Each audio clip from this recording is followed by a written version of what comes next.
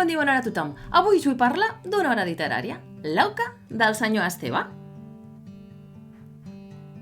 Quan parlem en el modernisme, sens dubte, la primera cosa que ens ve al cap és tota aquesta gran vessant artística aplicada a l'arquitectura, a l'escultura, a la pintura, a la publicitat, a les gràfiques, a mobiliari, teixits, etc. Però és que, a més el modernisme va quedar reflexat de manifest en el gran canvi mental que va haver-hi en la societat. Va haver-hi tota una sèrie d'autors que van escriure durant aquell període. Aquest llibre, per exemple, va ser el meu regal de Sant Jordi, que una persona sí que em coneix m'ho va regalar, on veiem textos, històries de diferents autors que van escriure durant aquest període. Però jo em vull centrar en un autor català molt important, un dels màxims referents del modernisme català, que va ser Santiago Rusiñol. Santiago Rusiñol i Prats va néixer a Barcelona l'any 1861 dins d'una família de l'alta burgesia catalana. Va estudiar dibuix a la Llotja i es va aficionar a l'excursionisme, a escriure i a pintar. Amb el seu bon amic, el pintor Ramon Casas, va viatjar per tota Catalunya recollint ambients i personatges que posteriorment plasmaria en la seva obra pictòrica i literària. Com d'altres joves de la generació modernista, vol fugir de la tradició familiar, qui havia trobat fortuna a través de la manufactura tèxtil i es llença al món de l'art. Serà un important col·leccionista de peces artístiques de ferro, que acabarà exposant en un casal que compra a Sitges anomenat Cau Ferrat. En el 1890 exposa per primera vegada a Barcelona i és considerat un dels principals valors del modernisme, però no en el sentit del modernisme regeneracionista, que intenta influir en la societat, sinó de l'esteticista, el que propugna l'art per l'art. Però jo em vull centrar en la seva part més d'escriptor, les lletres, i en concret a la novel·la que va escriure en 1907, que és L'Auca del senyor Esteve, i que 10 anys després, en el 1917, adapta pel teatre. En aquesta obra, formada per 27 capítols, es narra la història d'una família de botiguers barcelonina, amb la seva merceria La Puntual, situada al barri de la Ribera, qui obre les seves portes en el 1830. Al llarg de 4 generacions, coneixem el fundador de La Puntual, el senyor Esteve, el seu fill, el senyor Ramon, que continua amb el negoci, i l'eix central de la història, el seu fill, conegut primer com l'Estevet, un cop casat amb la Tomasa és anomenat Esteve, i finalment, amb la mort de l'avi, serà el nou senyor Esteve. Es tracta d'un personatge gris, només pensa en la botiga, tota la vida la passa darrere del taulell, pensant en fer créixer La Puntual. No mostra emocions perquè no les coneix, tot un menestral de l'època.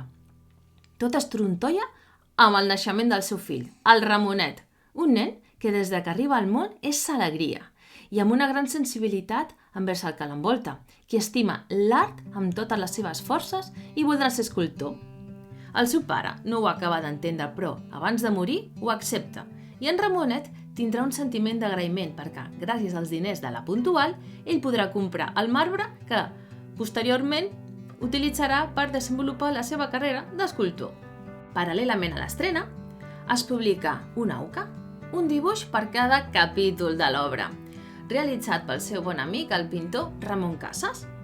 A més, tenim els corresponents rodolins, en aquest cas realitzats per Gabriel Alomar. Aquests dibuixos de Casas, de l'Auca del senyor Esteve, imiten l'estil de la rajola catalana pròpia del segle XVIII, però amb el context del segle XIX. Una auca és una història pictòrica pròpia de la cultura catalana, on es plasma una història, una biografia, una llegenda i normalment amb tocs humorístics o satírics. Actualment tenim a la província de Barcelona 2 carrers a 2 municipis diferents on podem gaudir d'aquesta ceràmica, de l'Auca del senyor Esteve. En concret estic parlant del carrer que hi ha a Barcelona, conegut com el carrer Petritxol, on hi ha un munt de plafons de ceràmica i entre aquests trobem l'Auca, realitzada en el 1956. Malgrat no hi ha cap signatura, es creu que va ser realitzat per Jordi Aguadé, un reconegut ceramista que va néixer en el 1925 i que va col·laborar amb importants artistes com va ser Vilagrau. L'altre carrer, l'altre municipi on podem gaudir d'aquestes rajoles, d'aquesta ceràmica de l'Auca del senyor Esteve, està a Terrassa, en concret en el carrer Cremat. Per què es diu carrer Cremat? Doncs, bàsicament, per un incendi que va destruir un portal de la muralla del segle XVI. Aquest carrer ha tingut una gran vitalitat social des del segle XIX perquè era un lloc on hi havia infinitat d'establiments comercials. En 1976 es va començar a remodelar tot el carrer i es va convertir en zona de vianants. És en aquell moment quan es col·locaran aquestes rajoles de l'auca del senyor Esteve. Per què precisament? Doncs no ho he pogut esbrinar. Si ho sap, doncs que ho posi algun comentari, que ho agrairé moltíssim.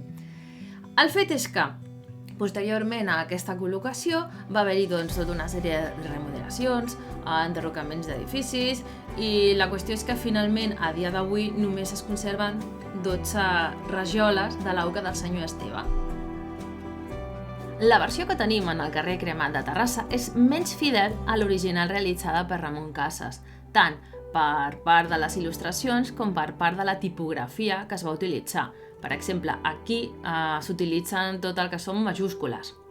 Sabem que es va realitzar per part de l'obrador de ceràmiques Païssa, empresa fundada en el 1934, encarregada de la producció de rajoles i plats decoratius i que encara avui en dia continuen a Barcelona.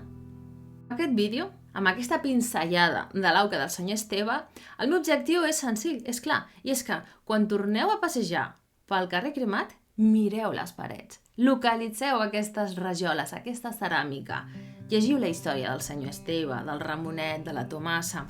Que voleu molt més? Us recomano que aneu a la biblioteca. Els podeu demanar tant en versió teatral com a versió novel·lesca de la història del senyor Esteve, sempre llegint-lo dintre del que és un context, d'una mentalitat, amb unes expressions, un vocabulari que ha variat, però que resulta molt interessant llegir les dues versions i situar-te, i després anar al carrer Cremat i dir, mira, aquesta part ja sé quina és. Aquí és quan està fent referència al naixement de l'Estevet.